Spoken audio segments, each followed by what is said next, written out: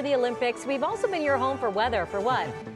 Crazy the last week, thanks to you, Miss Betsy. Exactly. Yes, I brought it all upon us. No, the news is that we're on the backside of this, and actually things are going to start to turn around beautifully for us. I know everybody wants it to heat up immediately, but that is not a good thing.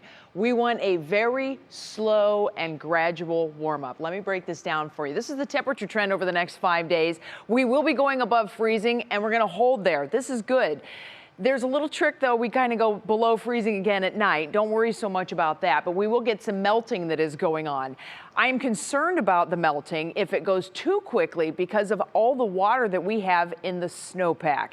If you kind of reverse a few days, we kept saying that you have to unclog the drains and get everything opened up so that any water has a place to go. Well, we were saying that ahead of a storm coming.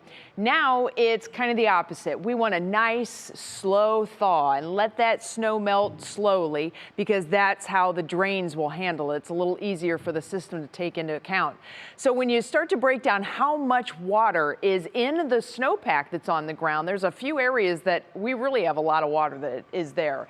First of all, out east, because we are combining the snow that was already on the ground from the last storm to whatever fell during this storm, which was pretty significant too. And we're looking at 4 inches of water in that snowpack. So let it go very slowly. Farther to the south, where we had a lot of rain and the sleet and the freezing rain yesterday and the day before, well, we have about 3 inches of water that is locked into that snow and ice, and about 2 inches or so. There's some areas that have varied, estimates and whatnot, but if we can do this in a slow fashion, we avoid flooding, and especially river flooding. Remember, water will go to the lowest point, so we have that trickle-down effect, and the waterways, the snowpack will melt, and that water gets down into your rivers, creeks, streams, ditches, and eventually we can have these problems with ice jams, which is what is going on now. These 2 little blobs that you see in green are flood advisories because of ice jamming on creeks.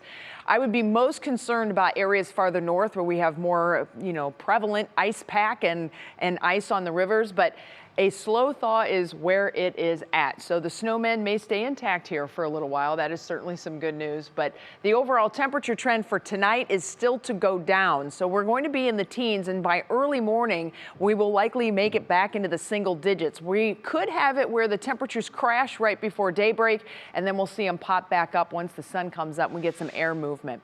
In the meantime, we are still dealing with light snow. Still dealing with light snow here in northeast Ohio, especially off to the southeast of Canton at this point.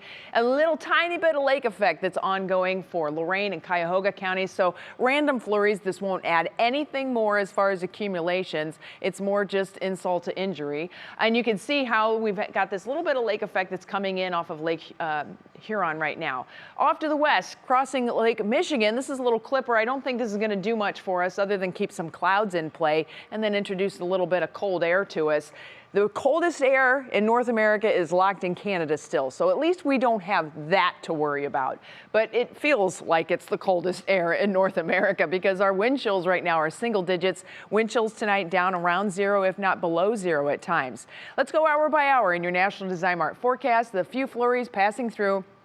Look at these midnight temps. As the winds calm down, that allows that cold, dense air to settle, and there you see it. We're going to be down in the single digits. But wait, there's more. We could drop back toward the 0 mark, even some below 0 readings for a short time tomorrow, just as the day gets going, and then we should see the temperatures pop up. Isn't that magical?